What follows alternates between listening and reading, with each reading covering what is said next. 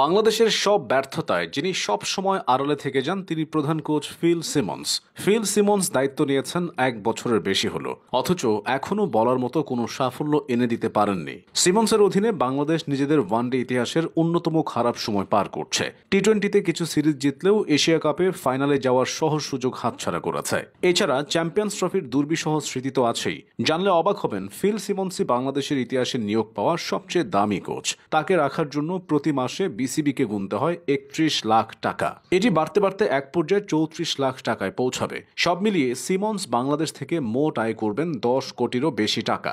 অথচ তিনি দলকে কি দিয়েছেন? ভুলভাল কৌশল, দলের উপর প্রভাব না রাখতে পারা আর নির্দিষ্ট পরিকল্পনা অনুযায়ী না আগানো। সিমন্সের শখানেক সমালোচনা করা যায়। সবচেয়ে বড় সমস্যাটা হলো অতীতের কোচদের মতো তিনি ততটা সক্রিয় নন, যেন নিজেকে যতটা পারা যায় আড়াল করে রাখেন। নেতৃত্বের গুণাবলী ও সাহসের অভাবটাও তার মধ্যে স্পষ্ট ফুটে ওঠে। হাথুরু সিংকে বিদায় দেওয়ার পর কোনো হাই প্রোফাইল কোচকে নিয়োগ দেওয়া হবে অনেকে এমনটাই ভেবেছিল, তবে সিমন্সের নামটা চলে আসে সবার আগে। লিটনদের অন্তর্বর্তীকালীন কোচ হিসেবে ক্যারিবীয় এই তারকার নামও ঘোষণা করে ফেলে বিসিবি। প্রথমে 2025 সালের চ্যাম্পিয়ন্স ট্রফি পর্যন্ত তাকে প্রধান কোচ হিসেবে নিয়োগ দেওয়া হয়। 2024 সালের অক্টোবরে দক্ষিণ আফ্রিকার বিপক্ষে টেস্ট সিরিজ দিয়ে বাংলাদেশের সাথে কাজ শুরু করেন সিমন্স।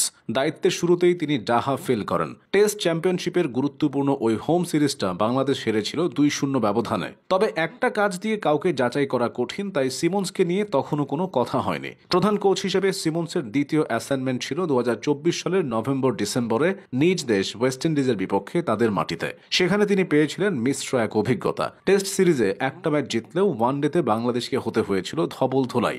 এরপর টি-20তে ঘুরে দাঁড়ানো সেই যাত্রায় মান বাঁচে সিমন্সের। তবে যে চ্যাম্পিয়ন্স ট্রফির কথা মাথায় রেখে তাকে দায়িত্ব দেওয়া হয়েছিল, সেখানে তিনি আরও একবার দলকে ডোবান। চ্যাম্পিয়ন্স ট্রফিতে ভারত ও নিউজিল্যান্ডের বিপক্ষে সহজেই হেরে যায় বাংলাদেশ। পাকিস্তানের সাথে ম্যাচটা হয় পরিত্যক্ত, ফলে খালি হাতেই ফিরতে হয় মুশফিক রিয়াদদের। অন্তর্বর্তীকালীন কোচ হিসেবে এমন ফলাফলের পরও কিভাবে যেন টিকে যান সিমন্স।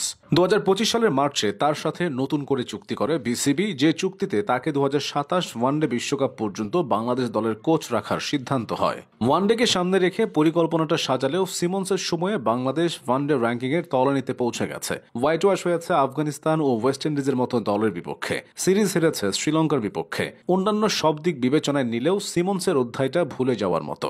বাংলাদেশ দলের কোচ হওয়ার আগে কয়েকটি জাতীয় দলের দায়িত্ব পালন করেছেন সিমন্স। ক্রিকেট ছাড়ার পর সিমন্সের কোচিং ক্যারিয়ার শুরু হয়েছিল জিম্বাবুয়েতে হারারের একটি একাডেমিতে। এরপর 2004 সালে তিনি জিম্বাবুয়ে কোচের দায়িত্ব পান। 2005 সালের আগস্টে সে দায়িত্ব থেকে ছাঁটাই হওয়ার আগে নিউজিল্যান্ডের কাছে টেস্ট সিরিজ হারের পাশাপাশি বাংলাদেশে এসেও হেরেছিলেন সিমন্স।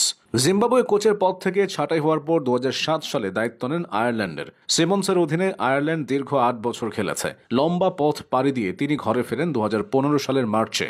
দায়িত্ব নেন ওয়েস্ট ইন্ডিজ কোচের। তার অধীনে পরের বছর অর্থাৎ 2016 সালে টি-20 বিশ্বকাপ জেতে ওয়েস্ট ইন্ডিজ। পরে আফগানিস্তান ক্রিকেট দলের কোচের দায়িত্ব পালন করেন সিমন্স। তবে সে অধ্যায়টাও ছিল একেবারে ভুলে যাওয়ার মতো। তার অধীনে আফগানিস্তান 2019 বিশ্বকাপের সবগুলো ম্যাচ খুবই বাজেভাবে হেরেছিল।